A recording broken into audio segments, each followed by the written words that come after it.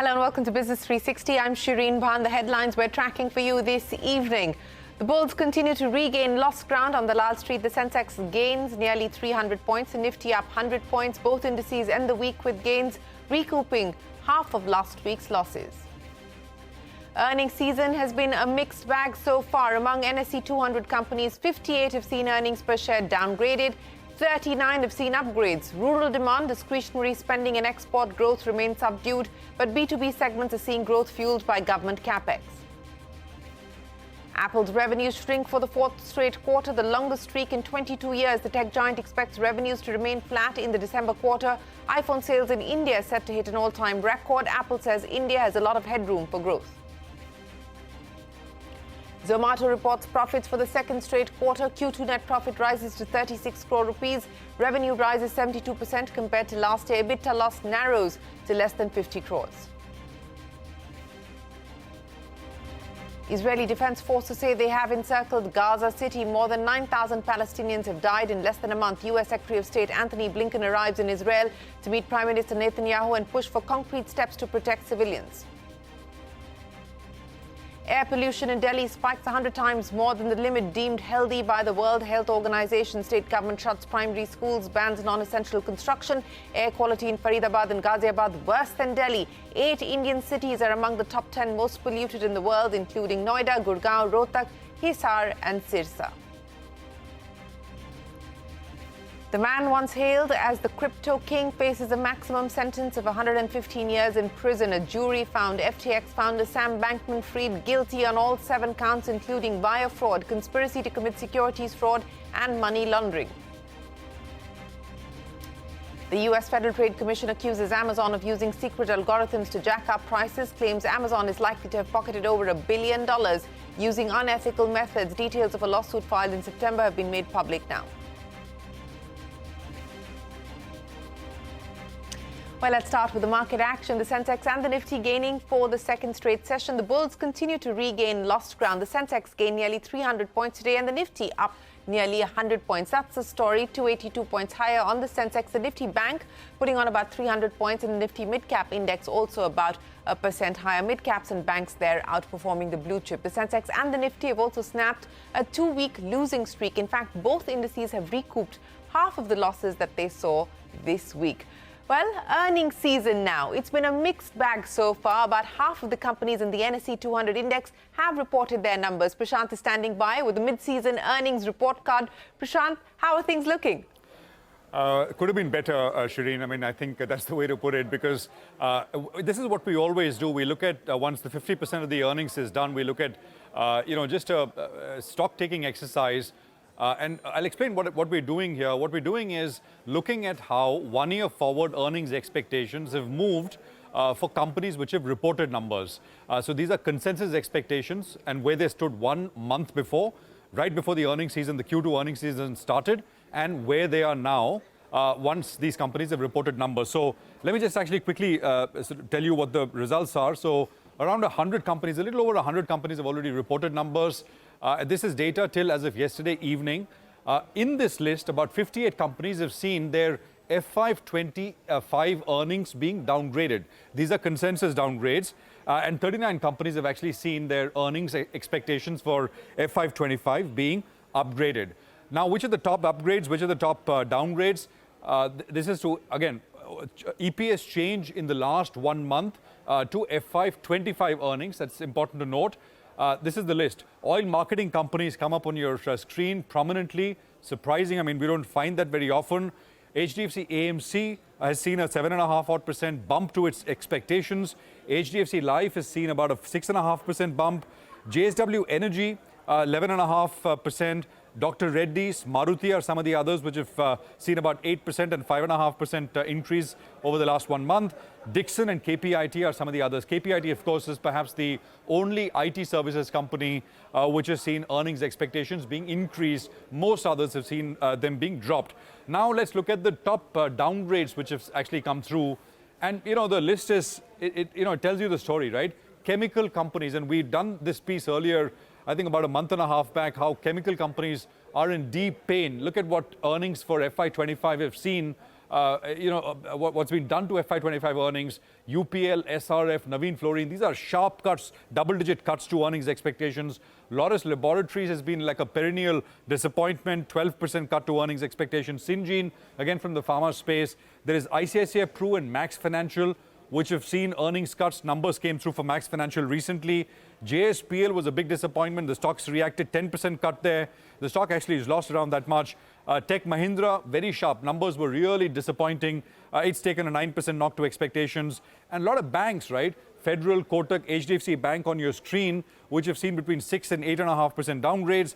Adani, Wilmar and Jubilant Food. Actually, this entire QSR space has been feeling the pain. Sapphire Foods, for example, we spoke with the management. They're saying the discretionary demand is still hurting. Tata Communications, Petron and LNG, Sona BLW and Emphasis are a few others. Just to kind of summarize, discretionary growth across sectors remains low. That is, I think, takeaway number one in terms of what we've seen so far from the 50% which have reported. Rural demand, while there are hopes that with the festive season, etc., kicking in, elections kicking in, there will be more money in the hands of consumers. B2B segments have done well within companies, doesn't matter which sector, and that's largely been led by government capital expenditure.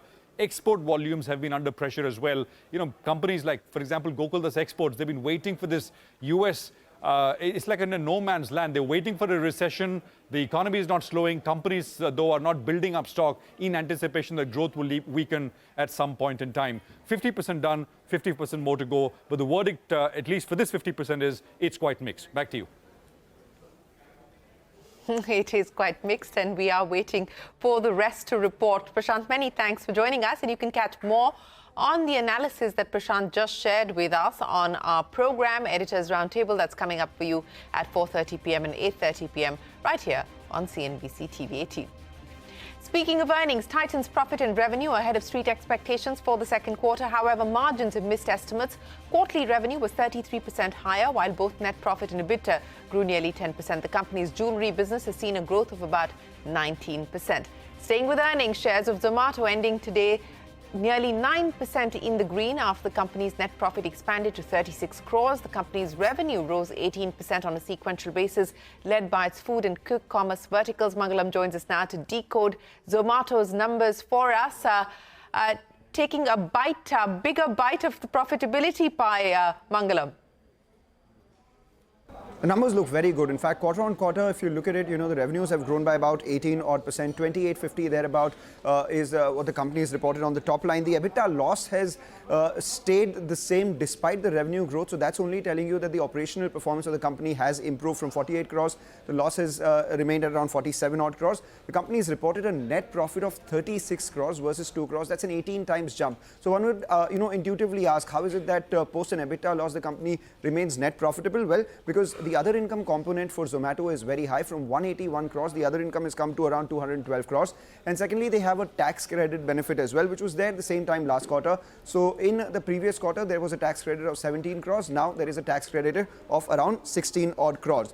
The important and the big positive part here is that the cash flow from operations has moved from a negative 488 crores to a positive 288 crores. That's year on year. So that's something that, really stands out in terms of their numbers. So cash burn has negated, and now the company keeps adding cash every quarter. And secondly, the core of the business, which is the food delivery business, it has shown a revenue growth of 13%. And out there, the margins have been maintained. So the EBITDA of the food business from 186 crores has jumped all the way to 210 crores. Similar growth rate as the revenue itself. The quick commerce business, which is now the growth driver of the company, has seen a quarter-on-quarter jump of 32% in the revenues. 384 crores has turned into 505 crores, and the EBIT loss has narrowed out there. So 105 crores EBIT loss has turned into 94 crore EBIT loss. So as revenue grows there, this business is likely to turn around as well, and that's what the management has been talking about too. Hyperpure, which is the restaurant supplies business, that has seen a revenue growth of 21%, and out there too the EBIT losses have been contained. So short point, revenue has grown while the losses have been contained, and in their core the margin has expanded. In the Hyperpure business, the losses have been contained, whereas Blinkit, the losses have actually narrowed. All these things bode well. The company's cash burn has stopped, and as a result of which the street rejoices these numbers. All right, thanks very much, Mangalam. And speaking of Zomato, the company's market cap has hit the 1 lakh crore rupee mark for the first time since January of 2022. Now, in global earnings, Apple reported a revenue loss for the fourth consecutive quarter. The iPhone maker is also expecting a seasonally strong holiday quarter to be a dull one. Hormuz is standing by now to take us through the Q4 numbers. Revenue declining, the worst streak in over 2 decades, Hormuz, but the commentary on India, that's the silver lining. Well, absolutely, and it's pretty much the same as what they said in the last quarter as well with regards to India. They continue to maintain that India remains a core market. But before we get to India, I'll take you through the numbers. And as you said, it was the fourth consecutive quarter where revenue declined for Apple. And this is the streak, the longest streak since 2001. And that is not where the bad part ends, because the management also said that the December quarter revenue, which is the holiday quarter, is also going to be flat year on year. And that is particularly bad because it's the holiday related quarter. People do a lot of shopping, and analysts were also projecting a 5% revenue growth from Apple in the holiday quarter, but the management said that it is going to be flat. So what is bothering Apple at the moment? The bothersome factor is that one of its key market is facing a lot of issues, and that is China. And China is its third largest market because 1/5 of Apple sales come from there. It is also its largest production base, and they have been slowly losing market share there. For this quarter, the revenues from Greater China were the lowest since the middle of 2022. And that is what is bothering them. And why is that so? And that is because of Huawei. Because Huawei, the US and China are already facing a lot of issues with regards to technology sharing. And Huawei slyly launched their own smartphone in August, which contains a lot of these features, and as a result of which Apple is losing market share in China. But Tim Cook seems to think otherwise. He told analysts on the earnings call that it's all hunky-dory over there, demand is good, sales are fine. He attributed the weakness to the underperformance of the Mac and the iPad. Now coming to India, which as you said was the silver lining, they said that the iPhone revenue was a record high in this quarter as well. And India is an incredibly exciting market and a major area of focus for the company. And they said that since they have a low market share in the country, they have plenty of headroom to grow. And lastly, they said that a lot of people moving into the middle class and increasing distribution reach is also going to boost Apple's prospects in the country. So all in all, India did well. A lot of other emerging markets also did well. But the core, one of its key markets, is facing issues. And that is why the stock is reacting negatively at this point of time. All right, Hormuz, many thanks for joining us. And staying with global earnings, premium coffee chain Starbucks posting a strong quarter, surpassing street expectations on all fronts. This on the back of a higher number of transactions and larger orders. Net income rose nearly 40% from a year ago, while sales grew 11%. Starbucks has said it plans to add over 17,000 stores by 2030, while cutting costs by $3 billion. The big national story, thick blanket of smog has engulfed large parts of northern India as air pollution continues to worsen. The Delhi government has shut primary schools and banned non-essential construction as pollution has spiked. Vehicles powered by Bharat Stage 4 petrol or diesel have also been banned in Delhi.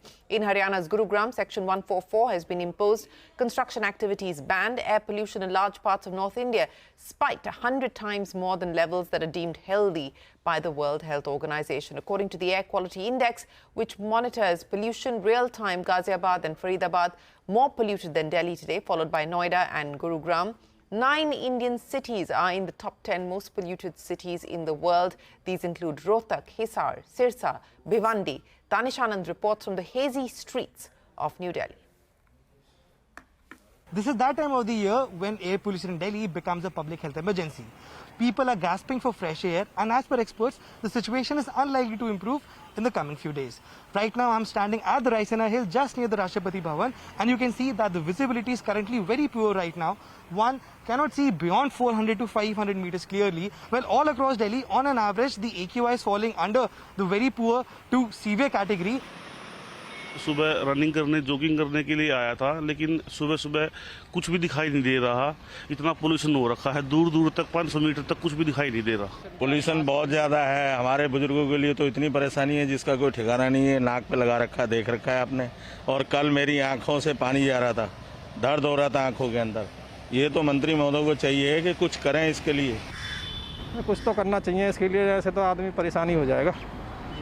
जो सांस की है, वैसे चलो हम तो सोचते हैं, वैसे जिनको बीमारी है वो तो फिर कैसे सांस ले पाएगा वो। I am a physician and a cardiologist, and I can see that there is a lot of pollution in the atmosphere in Delhi at the moment, and it is very injurious to the lungs. पूरे दिल्ली के अंदर जहां जहां पे इस तरह के गतिविधियां हैं, वहां पर मोबाइल एंटी स्मॉग गन को संचालित किया जाएगा। इसके साथ साथ जो निर्णय आज हुआ है कि परिवहन जो व्यवस्था है सार्वजनिक उसको बढ़ाने के लिए, तो 2400 ट्रिप बसों की संख्या जो है, बसों के जो ट्रिप्स हैं वो बढ़ाए जा रहे हैं। If the situation gets worse in the coming few days, then one can expect that as per the grab restrictions, more and more restrictions could be imposed by the central government. With video journalist Hruday Patra, this is Danish Anand for CNBC-TV18. Well, that is the situation in the capital. And moving to Mumbai, where air quality remains in the moderate category with the AQI index at 175. Any reading above 200 is considered unhealthy. The BMC has begun to crack down on factories contributing to air pollution. The civic body has asked Hindustan Petroleum Corporation, Tata Power and a few others to cut down their production by 50%. India services activity dropped to a 7-month low in October. Services PMI fell to 58.4 versus 61 in September. According to S&P Global, the dip was largely attributed to inflationary pressures and poor demand. A PMI over 50 means its expansion, and below 50 indicates a contraction. Tata Motors' strong quarterly performance has pushed its stock 2% higher in trade. An upswing in domestic volumes, falling commodity prices and increased production at Jaguar Land Rover helped the auto major return to profitability. The company also increased its margin guidance as it maintains it will generate strong cash flow and pare debt. Raymond Group will acquire nearly 60% stake in many precision products for 686 crore rupees. The transaction will be funded by a mix of debt and internal accruals. The company said that the deal is expected to complete by this fiscal. This acquisition will mark the company's entry into aerospace, defense and EV component business. Well, we are going to head into a break, but up next, the man once hailed as the crypto king faces a maximum sentence of 115 years in prison. A jury has found FTX founder Sam Bankman-Fried guilty on all 7 counts. That and more when we return.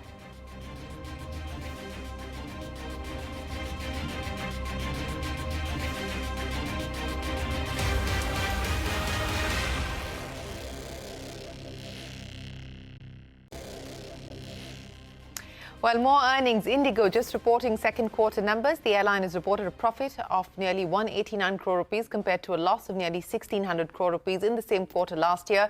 Revenue up 20% to nearly 15,000 crores. Margins have also expanded to more than 16% compared to just under 2% year on year. So strong performance there coming in from Indigo. The big international story that we continue to track: Israel Defense Forces have continued to pound Gaza with air attacks and have claimed to have encircled the Gaza city as the death toll of Palestinians have crossed the 9,000 mark. The IDF is planning to deepen its ground offensive inside Gaza. The Israeli military has also claimed that there was an exchange of fire at the Israeli-Lebanon border where it allegedly killed a group of Hezbollah fighters. Hezbollah leader Nasrallah is expected to break his silence on the war and speak today. Israel Prime Minister Benjamin Netanyahu's office has declared the country is severing all contacts with Gaza. It said Israel will send back all Palestinian workers and laborers to Gaza. U.S. Secretary of State Antony Blinken met with Netanyahu in Tel Aviv. As per reports, he is expected to urge the Israeli government to temporarily pause the fighting in Gaza and discuss concrete steps to minimize the harm to civilians. Meanwhile, a group of independent UN experts has called for a ceasefire in Gaza to avoid what they anticipate is a grave risk of genocide of Palestinians. In a statement, they expressed frustration over Israel's continued attacks. As the Israeli military keeps hammering Gaza from the air, outrage is growing about the death and destruction on the ground. In response to a protester's demands for a ceasefire, President Biden saying he believes there should be a pause to get hostages out of Gaza. The White House clarifying that does not mean a full ceasefire, which Israel says would only benefit Hamas. Secretary of State Antony Blinken returning to Israel. We will be talking about concrete steps that can and should be taken to minimize harm to men, women, and children in Gaza. More Americans crossing from Gaza into Egypt today, among the evacuated foreign nationals and badly injured civilians. One American doctor describing the dangers. Even in South Gaza, we heard bombing all the time. We saw missiles from Hamas going overhead. It was not a safe refuge.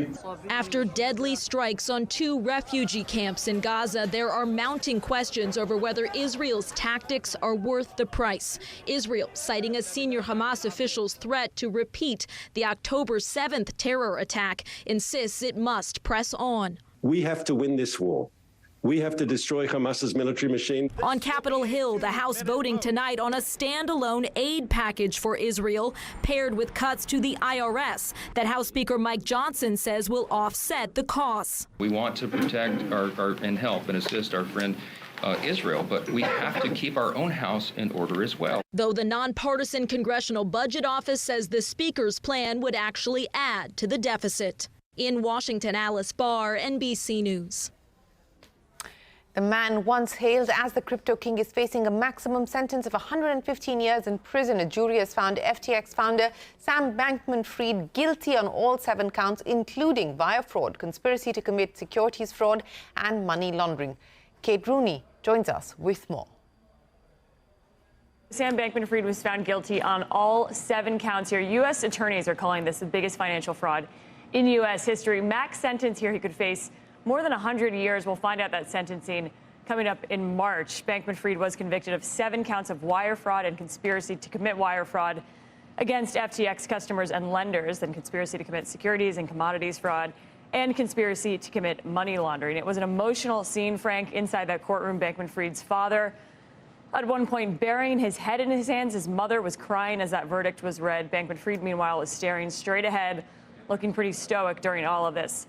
The jury came back with a lightning-fast verdict yesterday. They started deliberating around 3 p.m. They broke for dinner at 6 p.m. The verdict came in around 7:45 last night. In a post-verdict news conference, Damian Williams, the U.S. Attorney for the Southern District of New York, delivering some brief remarks. Here's what he said.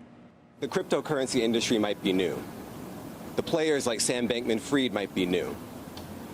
But this kind of fraud, this kind of corruption is as old as time, and we have no patience for it. Sam Bankman-Fried of FTX found guilty on all counts. The U.S. Federal Trade Commission has accused Amazon of using a secret algorithm to jack up prices. The FTC has filed a lawsuit in September, and details of that suit have now been made public. The regulator claims Amazon is likely to have pocketed over $1 billion using unethical methods. An Amazon spokesperson called the allegations baseless and irresponsible. Well, that's it then on this edition of Business 360. Thanks very much for watching. Do stay tuned to CNBC-TV18. The news continues right after this.